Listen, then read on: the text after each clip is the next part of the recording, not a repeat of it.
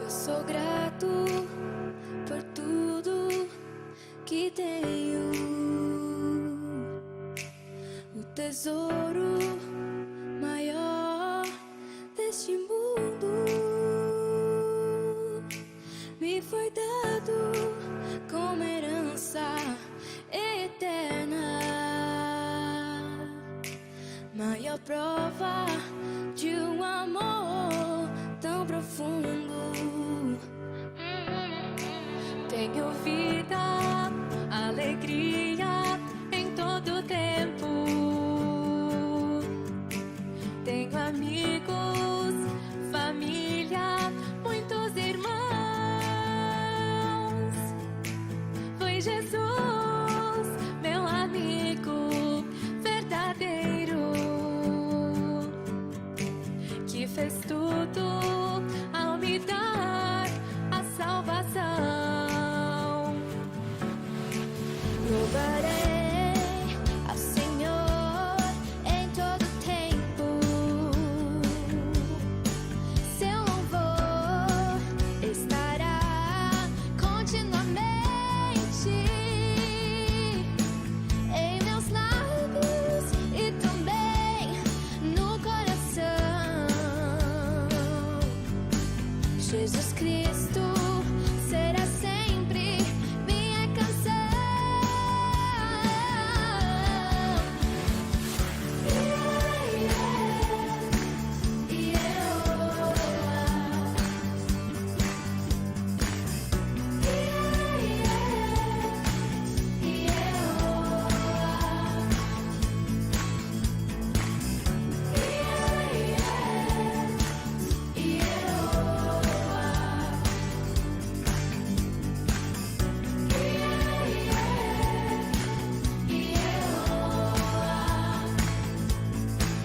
Eu sou grato por tudo que tenho,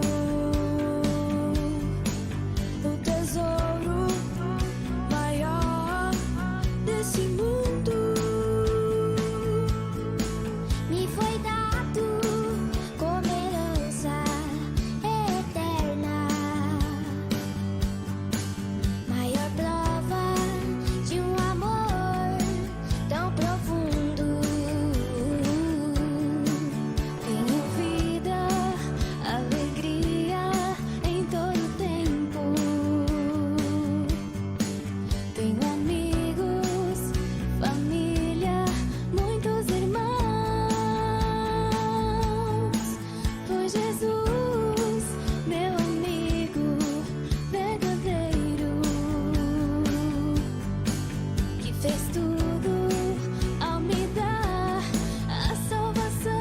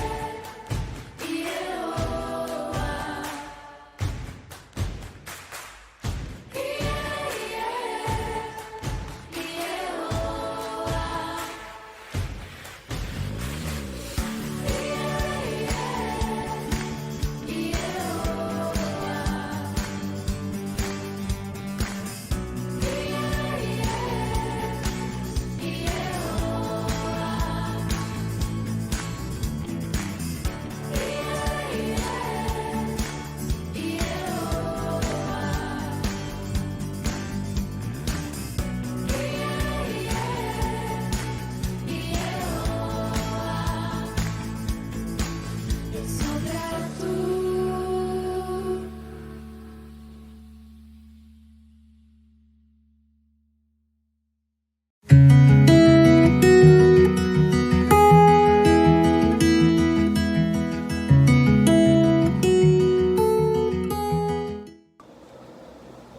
Graça e paz, meus irmãos. Que bom podermos nos reunir para orarmos juntos. Eu quero deixar para você Romanos capítulo 12, versículo 2, que diz assim: alegrai-vos na esperança, sede pacientes na tribulação perseverai na oração. Chegaram alguns motivos de oração para juntos intercedermos. A Eliana Fichernes está agradecendo a Deus pelo seu cuidado, pela provisão, pelos livramentos e a saúde que Ele tem conservado no nosso meio. Pede que Deus console a família da Silene pelo falecimento do seu esposo, o Mário. A Ana Carvalho gostaria que os irmãos continuassem orando pela Sueli, que continua em estado grave no hospital. Que Deus tenha misericórdia da Sueli. A Maria Luísa agradece a Deus pelas vacinas que ela e o José Amâncio, seu esposo, tomaram e por estar guardando toda a sua família. A Iva pede oração pela vida da Silene, Camille e Marjorie, que perderam o Mário. Que Deus as sustente. Ela agradece a Deus e a todos os que estiveram orando pela vida do Mário quando estava hospitalizado e entubado. E pede oração por ela, para que Deus lhe sustente e lhe dê força e sabedoria e direção para que ela possa continuar ajudando a Silene neste momento tão delicado. A Selma Carvalho está aqui mostrando esta foto que os irmãos estão vendo. É um casal que ela havia pedido que orássemos, ambos com Covid, a Dalva e o Martinho. Infelizmente, a Dalva faleceu na manhã desta segunda-feira e o Martinho continua entubado. Continuamos orando pelo Martinho e por todos os familiares neste momento tão triste, neste momento tão difícil. A Josiane Alves agradece a Deus pelo seu amor e cuidado nesses dias tão difíceis de pandemia. Ela agradece também pelas vidas dos que se recuperaram da Covid-19 e pede por todos os que estão em tratamento. Pede aos irmãos que orem pela Júlia e pela Giovana. Elas são filhas do Pedro e acabaram de perder o avô que faleceu com Covid-19. E, inclusive, o Pedro me disse que este senhor já havia recebido as 2 doses de vacina. Então, isso é um alerta para todos nós continuarmos nos cuidando, mesmo aqueles que já foram vacinados, já receberam a 2ª dose. Vamos nos cuidar. E a Josiane também pede que também oremos pela saúde e vida espiritual de seus filhos Manu e Pedrinho. A Tânia Zocolan, ela faz aqui um pedido. Ela agradece pela recuperação e ela pede a Deus consolo ao coração da Silene e filhas pela perda do Mário. A todos os familiares o consolo de seus corações. Então, muita gente pedindo pela família enlutada. A Keila Zocolan está pedindo, agradecendo a Deus pela recuperação da sua mãe e do seu irmão que estavam com a dengue. O Pedro Barbosa pede oração em favor do Felipe, o rapaz que está dormindo ao relento, na grama, em frente ao seu trabalho. Que Deus lhe dê direcionamento. O Pedro tem tentado ajudá-lo, outras pessoas têm tentado ajudar, mas é um caso bastante difícil. Oremos pelo Felipe. Pede em favor das suas filhas, conforme a Josiane pediu. Também, perderam seu avô, que Deus leve conforto ao coração delas. Pede em favor também de todos os corações enlutados, que Deus abençoe a todos com muito amor, levando a eles todo o conforto que precisam. E agradece pela sua vida e de toda a sua família, pelo amor, saúde e proteção, e também por toda a família IBVA.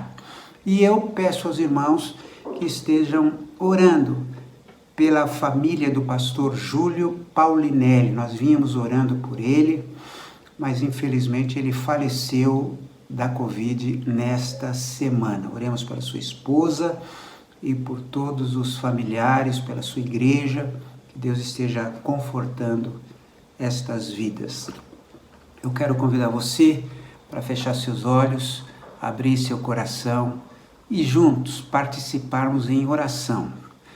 Eu espero que o Espírito Santo lembre a você estes pedidos que foram feitos, para que você continue orando por eles. Vamos orar? Pai querido, em nome de Jesus, nós queremos te agradecer porque o Senhor sempre está perto, o Senhor sempre nos ouve e o Senhor, ó Deus, é o soberano, é aquele que faz aquilo que quer, mas sempre em amor. Pai querido, tu sabes das necessidades, eu te peço a Deus que tu estejas abençoando a Silene, que esteja abençoando a Camille, a Marjorie, todos os familiares, confortando e dando-lhe forças para recomeçarem nesta nova fase da sua vida. Pai querido, eu te peço por aquele senhor que está ali entubado e perdeu a sua esposa, tem misericórdia dele, ó Deus. Te peço por todos os demais, ó Deus, que estão sofrendo nesta hora, familiares, pessoas acamadas, que o Senhor tenha misericórdia, meu Deus, que o Senhor opere nessas vidas, ó Deus. Te peço também pelas filhas do Pedro, que também estão enlutadas ali pela perda do seu avô. E, ó Deus, são tantas as necessidades. Ó Pai, que o Senhor possa estar confortando e realizando uma obra poderosa em cada vida. Sei com o nosso país, tão turbulento, tantos problemas todos os dias. Mas, ó Deus, que o Senhor tenha misericórdia, que o Senhor dê iluminação, sabedoria e direção para aqueles que estão no controle, Senhor, do governo. Pai querido, visita cada pessoa que está participando deste momento. Que o Senhor possa estar realizando a tua obra em cada vida. Que o Senhor possa estar abençoando, colocando a tua mão sobre cada casa. Muito obrigado, porque a despeito de tudo, nós ainda podemos estar participando deste culto. Estamos vivos, com saúde e tendo todas as nossas necessidades supridas. Em nome de Jesus. Amém.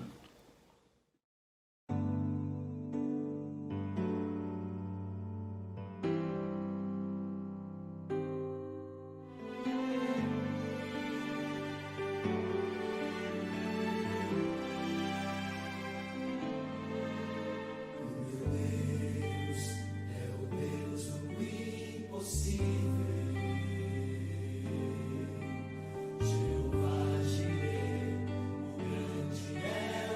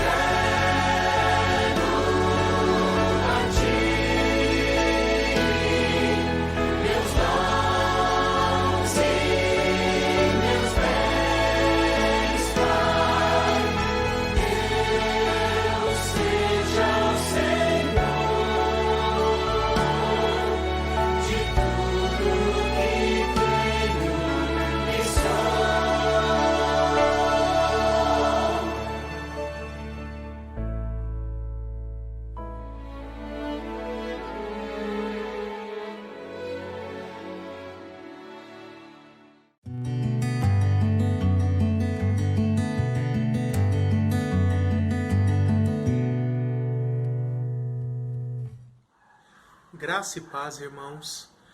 Hoje, dando continuidade à nossa série de mensagens sobre o fruto do Espírito, falando que nós podemos ser como Cristo em cada uma dessas virtudes do fruto do Espírito descritas ali em Gálatas 5, versos 22 e 23. Então, vamos retornar ao nosso texto base dessa série de estudos, de sermões.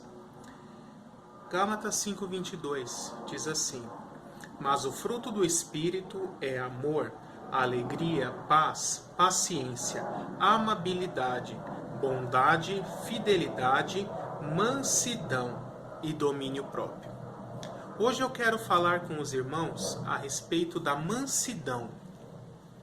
Mansidão é já a penúltima dessas virtudes, dessas características que o fruto do Espírito, ou que o Espírito Santo frutifica e produz naqueles que servem a Deus, que entregaram suas vidas a Jesus Cristo como seu único Senhor e Salvador. A palavra mansidão, ela no seu original grego do Novo Testamento é o termo prautes. Prautes significa ter disposição em ser gentil, manso, paciente, tolerante contra injúrias, sem espírito vingativo, ter o equilíbrio entre todos os sentimentos, o contrário da ira. Então essa é uma definição um pouco mais ampla do que é a mansidão, mas o que a Bíblia fala sobre a mansidão? Basicamente, a mansidão é o contrário da ira. É o domínio sobre a ira. E qual foi o personagem bíblico, né, que a Bíblia nos relata que teve mais desenvolvida a mansidão? Alguns acham que é Jó, mas não é Jó. Jó, a Bíblia diz que ele foi o mais paciente. Já com relação à mansidão, a Bíblia diz que Moisés foi o homem mais manso que já houve na terra, ou pelo menos na época dele, no período em que ele viveu, ele era o homem mais manso da terra. Isso está lá em Números 12, verso 3, que diz assim: Moisés era um homem muito manso, mais do que qualquer outro que havia sobre a terra. E é interessante nós analisarmos um pouquinho sobre a vida de Moisés, né, porque Deus o escolheu para tirar o povo do Egito e também para guiar o povo durante os 40 anos em que o povo de Israel peregrinou no deserto. Teve que permanecer 40 anos por causa da sua infidelidade, da sua murmuração, o povo, né?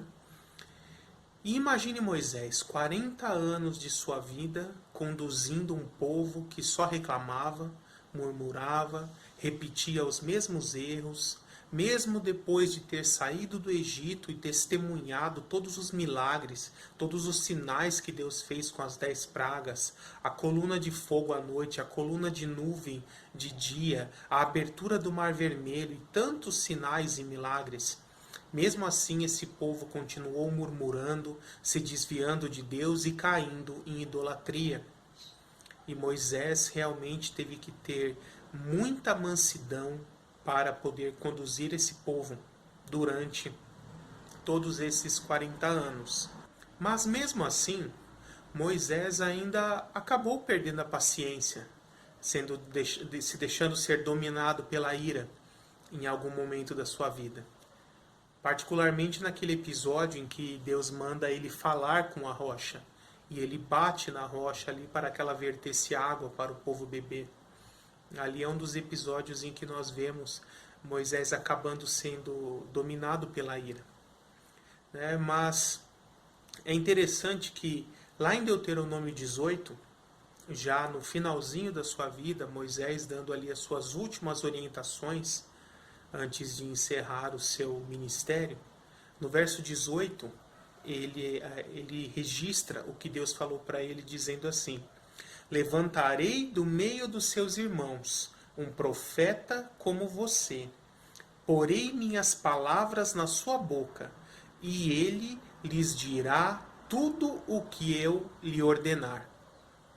É interessante que a Bíblia nos profetiza para Israel de que em algum momento no futuro viria um homem semelhante a Moisés, um líder, um libertador do povo e um salvador, né, para quem já está entendendo o que eu estou falando. E o Novo Testamento vai nos dizer, em pelo menos 3 passagens, quem é esse homem. Jesus é o homem que cumpriu essa profecia. Ele é o profeta semelhante a Moisés que haveria de vir. João 1, verso 45 diz assim: Felipe encontrou Natanael e lhe disse: Achamos aquele sobre quem Moisés escreveu na lei, e a respeito de quem os profetas também escreveram, Jesus de Nazaré, o filho de José. E após a morte e ressurreição de Cristo, nós temos ali no livro de Atos 2 passagens em que essa mesma profecia é mencionada.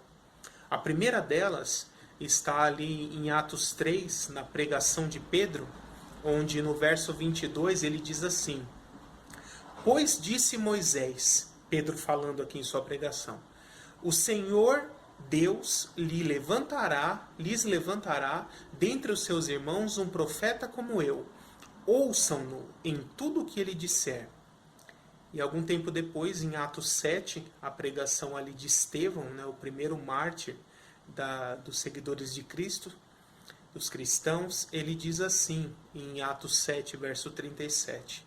Este é aquele Moisés que disse aos israelitas: Deus lhes levantará dentre seus irmãos um profeta como eu. Então aqui nós vemos que,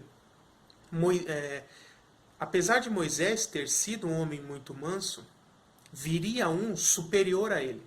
Como a carta aos Hebreus, no capítulo 3, diz que Jesus Cristo é superior a Moisés. E por isso, o próprio Jesus é superior em todos os aspectos e até na própria mansidão. O próprio Jesus, lá em Mateus 11, verso 29, ele diz assim: Aprendam de mim, pois sou manso e humilde de coração, e vocês encontrarão descanso para as suas almas. E este mesmo Jesus, lá em Mateus 5, no Sermão da Montanha, Mateus 5, verso 5, ele diz assim: Bem-aventurados são os humildes, pois eles receberão a terra por herança. Então perceba aqui que a humildade está diretamente ligada à mansidão, praticamente associada, porque você não consegue ser manso sem ser humilde. E da mesma forma, aquele que é humilde, naturalmente terá uma tendência de ser manso. Então, nós podemos até usar como termos intercambiáveis isso. O humilde será manso e o manso será humilde. Eles se completam, essas características. Eu escrevi aqui: a mansidão e a humildade caminham juntas. Jesus afirmou que os servos de Deus devem ser mansos e humildes como ele. Os apóstolos reafirmaram que mansidão e humildade são características do cristão. Por exemplo, o apóstolo Paulo, lá em 2 Timóteo, capítulo 2, versos 24 e 25, nos diz o seguinte: Ao servo do Senhor não convém brigar, mas sim ser amável para com todos, apto para ensinar e paciente. Deve corrigir com mansidão os que se lhe opõem, na esperança de que Deus lhes conceda o arrependimento, levando-os ao conhecimento da verdade, para que assim voltem à sobriedade. Então, assim como Jesus foi um exemplo em mansidão, nós, como cristãos, devemos seguir o exemplo dele e também sermos mansos. evitarmos ao máximo, fazermos o máximo esforço para não sermos dominados pela ira. Eu coloquei assim aqui: aqueles que se entregaram a Cristo devem se esforçar para ter uma conduta mansa e humilde, não se envolvendo em contendas, mas sempre instruindo com amor aqueles que não conhecem a verdade. Colossenses 3,12 diz assim: revistam-se de profunda compaixão, bondade, humildade, mansidão e paciência. Então, nós devemos seguir esse exemplo de Cristo para sermos humildes. Mas como podemos ser humildes? Em que aspecto podemos ser humildes? Eu coloquei aqui: devemos ser humildes em todas as nossas esferas de relacionamento. É muito importante isso. Não devemos ficar escolhendo em que lugar nós seremos humildes, em outros lugares não. Devemos ser humildes com os irmãos na igreja, no convívio eclesiástico, entre os irmãos da igreja, entre os irmãos de fé, entre os membros de uma comunidade local. A esse respeito, Efésios 4, verso 2 diz assim: sejam completamente humildes e mansos, suportando uns aos outros em amor. Então, aquela igreja tinha esse problema de discórdias, contendas, brigas entre os irmãos. E com certeza não era só a igreja de Éfeso, da Éfeso do primeiro século, que tinha esse tipo de problema. Várias outras igrejas, em várias épocas, também têm esse problema, inclusive as nossas, no dia de hoje. A Igreja Batista em que eu cresci, ela até hoje tem bancos de madeira de lei mesmo, bem pesados. E é um mesmo banco assim que cabe 5 ou 6 pessoas sentadas no mesmo banco. Aqueles bancos devem pesar mais de 50 quilos, provavelmente. Mas, certa vez quando eu era criança, eu perguntei assim: por que até hoje essa igreja tem bancos tão pesados? Ou por que ela tem bancos tão pesados? E aí uma senhora que já congregava ali há muitos anos me disse assim: ah, meu filho, é porque o pessoal daqui é muito bravo. Quando tem reunião de assembleia, chegava até a voar cadeira, na época que era só cadeira. Então a gente teve que tirar as cadeiras e mandar fazer bancos, para o pessoal não conseguir jogar, por ser bastante pesado. Né? E eu fiquei imaginando assim: será que era verdade isso? Mas eu hoje tenho a tendência de achar que era verdade mesmo, viu? Porque eu mesmo, quando era criança, vi meus 8, 9 anos, vi numa reunião um dos líderes da igreja se levantar de um dos bancos e começar a bater boca com o pastor, a ponto de ir ao púlpito e bater boca frente a frente com o pastor e quase sair no tapa, os dois um com o outro. Isso com a igreja inteira vendo. Né? Infelizmente são exemplos em que não houve mansidão, em que as pessoas se deixaram dominar pela ira. Mas nós, como cristãos, não podemos fazer isso. Temos que ser exemplo para o mundo, para toda a sociedade. E devemos sempre nos esforçarmos ao máximo, pedindo a Deus também em oração e súplica, para que Deus, por meio do seu Espírito Santo, frutifique em nós a mansidão. Também devemos ser mansos no convívio social, com os seus vizinhos, com os seus colegas de trabalho, com as pessoas que você convive. A esse respeito, 1 Timóteo 6, 11 e 12 diz assim: você, porém, homem de Deus, busque a justiça, a piedade, a fé, o amor, a perseverança e a mansidão. Combata o bom combate da fé. Então perceba aqui que ser manso é combater um combate, é uma luta. Nós teremos a todo momento uma luta interior contra a nossa natureza carnal, que vai nos impelir a querer resolver as coisas pela força, a nos impor e às vezes até a sermos violentos, agressivos, hostis. mas não é assim que um cristão deve agir. Nós também devemos ser mansos no nosso convívio civil, com relação às autoridades, aos governantes. A esse respeito, Tito 3, versos 1 e 2, nos diz assim: lembre a todos que se sujeitem aos governantes e às autoridades, sejam obedientes, estejam sempre prontos a fazer tudo o que é bom, não caluniem ninguém, sejam pacíficos, amáveis e mostrem sempre a verdadeira mansidão para com todos os homens. Então perceba, nós devemos ser mansos para com todos os homens. Não devemos ficar escolhendo com quem seremos mansos, quem merece a nossa mansidão e quem não merece. Também devemos ser mansos no nosso testemunho da proclamação do Evangelho. Devemos, no nosso testemunho diário, na proclamação do Evangelho, sermos mansos, sermos dóceis, amáveis com as pessoas. A esse respeito, a primeira carta de Pedro, capítulo 3, versos 15 a 17, nos diz o seguinte: estejam sempre preparados para responder a qualquer pessoa que lhes pedir a razão da esperança que há em vocês. Mas façam isso com mansidão e respeito, conservando a boa consciência, de forma que os que falam maldosamente contra o bom procedimento de vocês, porque estão em Cristo, fiquem envergonhados de suas calúnias. É melhor sofrer pelo bem, se for da vontade de Deus, do que fazer o mal. E por fim também nós devemos ser mansos no nosso convívio familiar, nosso convívio conjugal.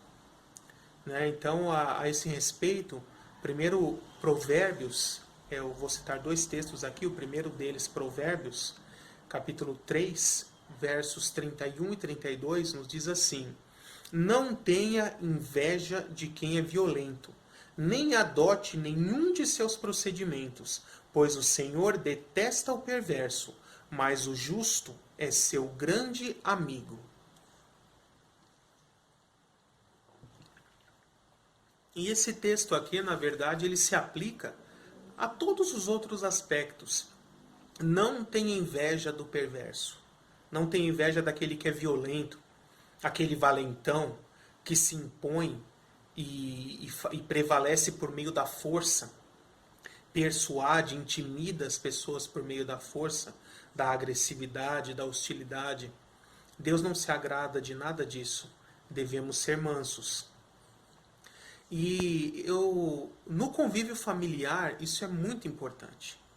Existem muitas pessoas que são assim: na igreja é um cordeirinho, mas em casa ele chega como um leão. Como diz ali a Escritura em Pedro, buscando a quem possa tragar. E aí não dá testemunho, não dá um bom exemplo para a sua esposa, para os seus filhos. E às vezes é por conta disso que depois de um tempo os filhos, quando crescem, desanimam do Evangelho e abandonam os caminhos do Senhor e passam a não congregar em igreja nenhuma. Certa vez eu ouvi uma historinha que não sei se é fictícia ou se realmente aconteceu, mas diz que um menino, uma criança, chegou no pastor e disse assim: pastor, será que a gente poderia vir morar na igreja? E aí o pastor perguntou: por que você quer vir morar na igreja? Vocês têm uma casa, vocês têm ali uma casa própria com uma estrutura que pode abrigar vocês de forma agradável, né, de forma boa. Ele disse assim: ah, pastor, é que o meu pai aqui na igreja é uma bênção. Ele é educado com todo mundo, ele é cordial, ele respeita todas as pessoas, fala de Deus, fala da Bíblia, mas em casa é completamente diferente. Então eu pensei, será que se a gente vier morar na igreja, ele vai ser assim o tempo todo? Porque ele é assim só na igreja. E aí aquele pastor entendeu o problema ali que se tratava. E em quantas famílias será que nós temos esse mesmo problema? As pessoas acabam tendo ali uma dupla personalidade. Na igreja é de um jeito, em casa com a família é de outro, no trabalho é de outro, na escola ou nos estudos é de outro, e assim por diante. Nós temos que ser cristãos 24 horas por dia, todos os dias da semana.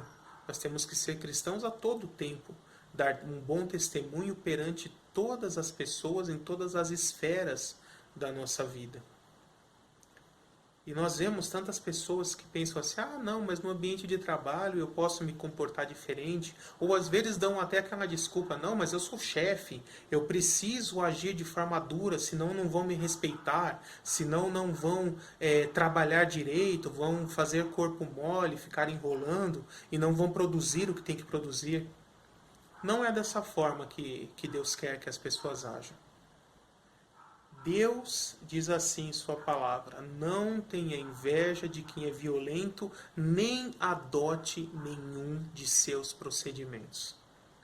Não adote os procedimentos daquele que é violento, em nenhuma esfera da sua vida. Também é importante nós entendermos por que devemos ser pacientes, né? A esse respeito, a Escritura diz assim, portanto, como povo escolhido de Deus, santo e amado, revistam-se de profunda compaixão, bondade, humildade, mansidão e paciência. Suportem uns aos outros e perdoem as queixas que tiverem uns contra os outros. Agora olha o finalzinho, por quê? Perdoem como o Senhor lhes perdoou. Então por que nós temos que perdoar? Porque Deus nos perdoa. E por que nós temos que ser mansos? Porque Deus é manso e paciente conosco. Você já parou para pensar isso?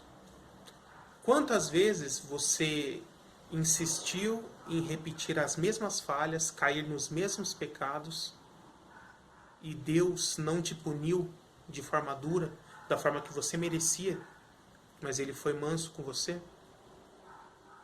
Até Jesus também sempre foi manso. É importante até aqui lembrarmos, né? Você de repente pode estar dizendo assim, mas Jesus teve aquele episódio lá no templo em que ele se irou e pegou o chicote e derrubou as mesas. Sim, é verdade, porque aquilo estava além de qualquer limite. Mas precisamos também ter em mente que, e há um detalhe importante a ser observado nesse texto, é que Jesus não bateu em ninguém. Se você ler o texto com calma, você vai ver que ele pegou um chicote, provavelmente mais para intimidar as pessoas ou alguém que pudesse vir contra ele. Mas o texto não está escrito que ele deu chicotada em ninguém. Então, Jesus nunca bateu em ninguém, nunca agrediu em ninguém. Por isso, quando ele disse aquelas palavras, venham após mim e me sigam, porque eu sou manso e humilde de coração, ele estava falando a verdade e continuou cumprindo isso durante todo o seu ministério. E Jesus é o nosso supremo exemplo, como diz ali a carta aos Hebreus, por exemplo, é o nosso supremo exemplo, é o nosso sumo sacerdote, em todas as áreas da nossa vida, inclusive na mansidão. Devemos, portanto, buscarmos resistir à ira. E eu posso dizer que uma das experiências, talvez até a maior experiência de vida que eu tenho tido nesses últimos anos, é a experiência de ser pai. Quando você tem um filho, quando você se torna pai, você começa a entender bem melhor duas pessoas. Ou melhor, talvez três, dependendo do seu caso. As duas primeiras são os seus pais e a terceira é o próprio Deus. E por que eu digo isso? Porque o nosso convívio com os filhos nos ensina muito. Se você tem filhos pequenos, assim como eu, você pode já ter vivenciado, ou certamente já vivenciou isso que eu vou te dizer.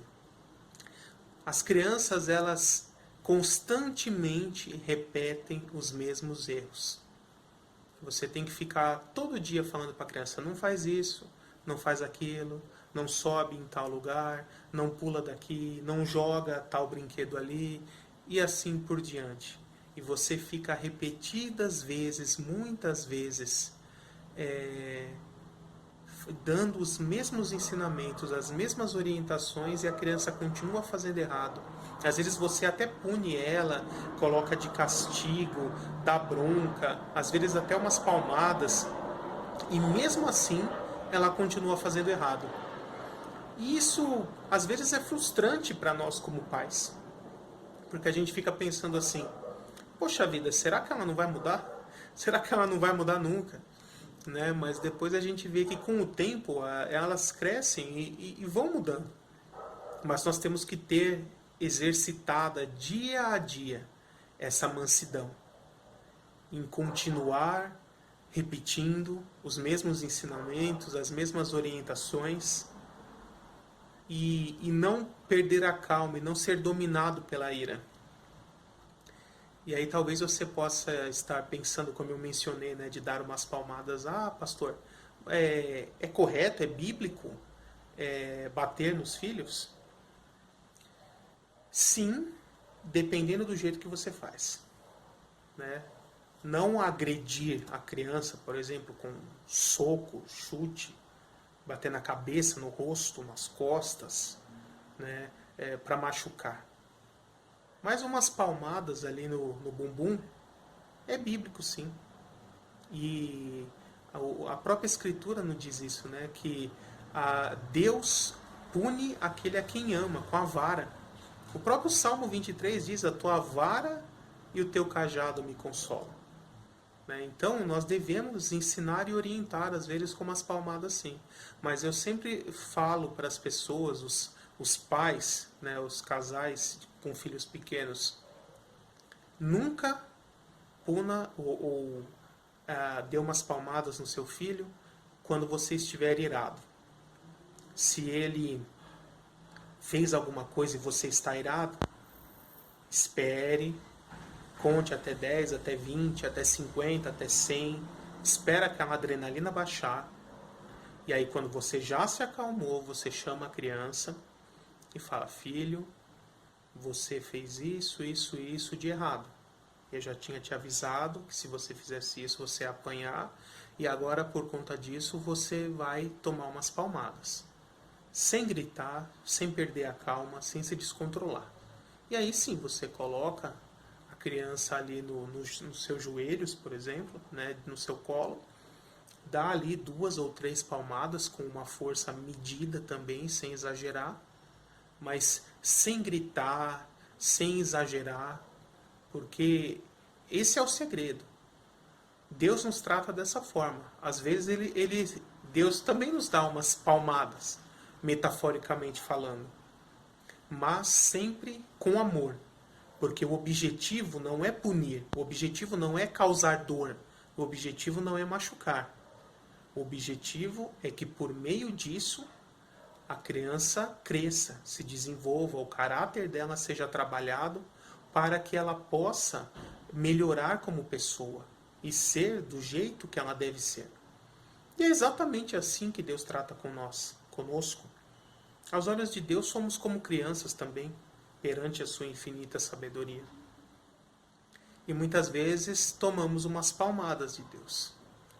Então, se em algum momento isso acontecer com você, não fique pensando, ou pensando, sofrendo com as palmadas, mas tente pensar: o que eu preciso aprender?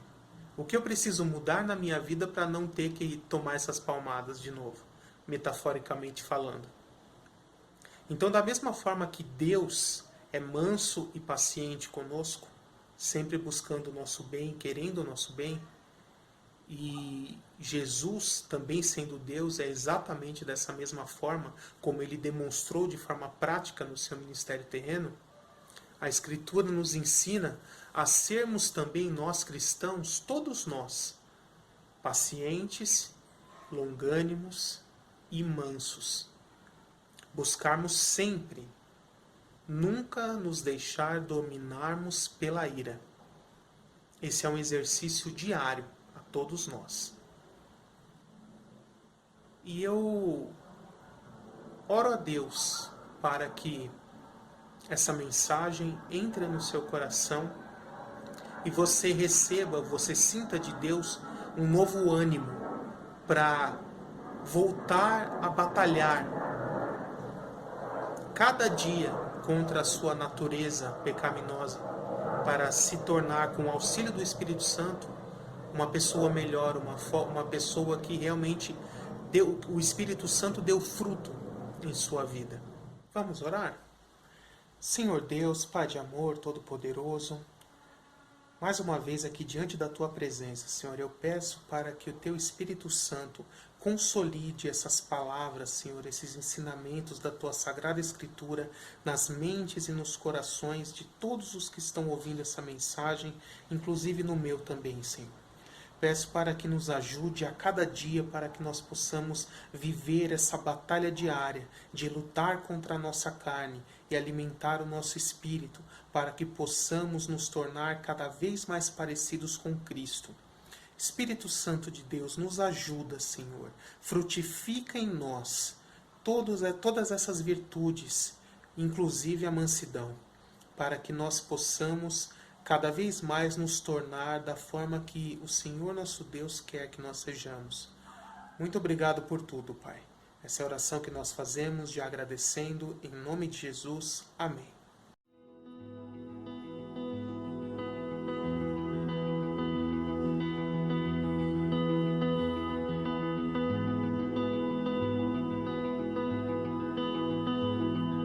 Jesus,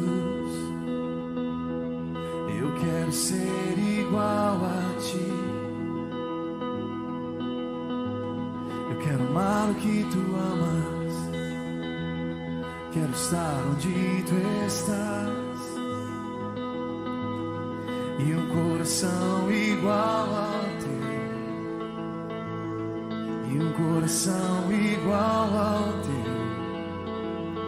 Diga para Ele: eis-me aqui. Eis-me aqui. Disponível eu estou. Usa-me. Eu quero ser as Tuas mãos. Santo Deus, ajuda-me. Santo Deus, ajuda-me a ser santo como Tu, puro como Tu és, simples como Jesus, apenas como Jesus. Humilde como Tu, manso como Tu és, simples como Jesus, apenas como Jesus. Eu quero ser, Senhor.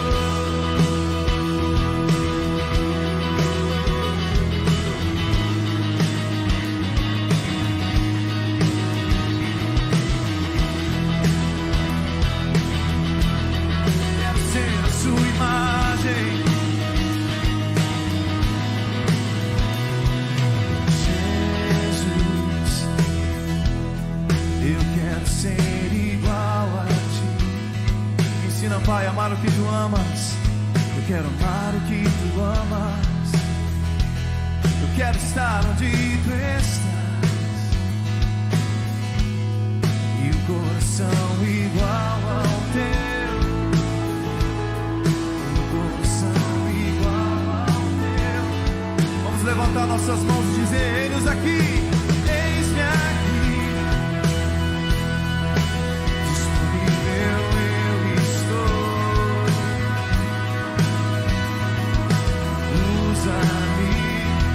Usa-me, Senhor, eu quero ser as Tuas mãos.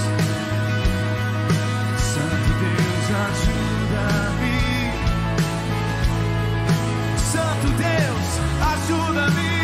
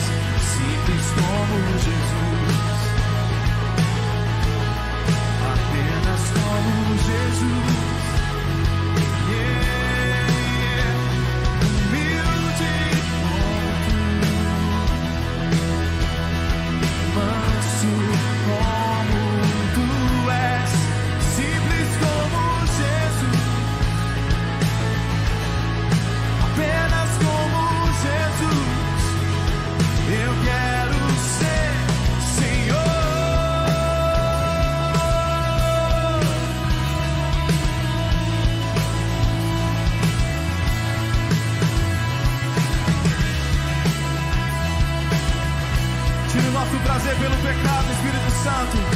Coloque o caráter de Jesus em nós. Tira o meu prazer pelo pecado.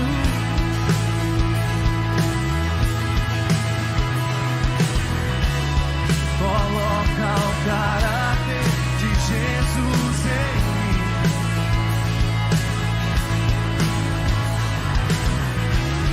Tira o meu prazer pelo pecado.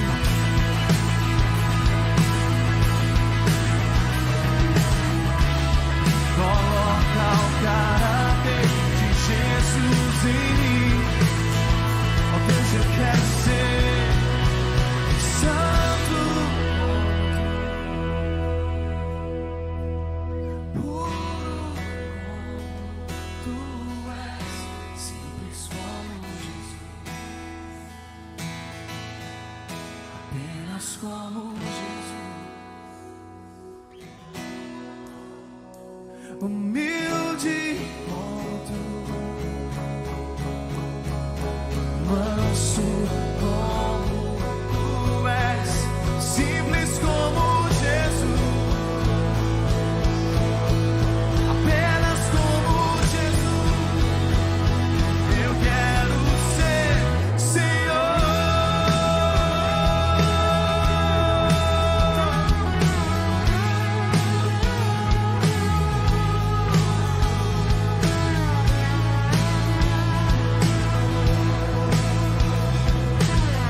Ô Espírito Santo, levanta a paixão por Jesus em nossa nação. Santo como tu, puro como tu és, simples como Jesus, apenas como Jesus. Yeah, yeah. Humilde como tu,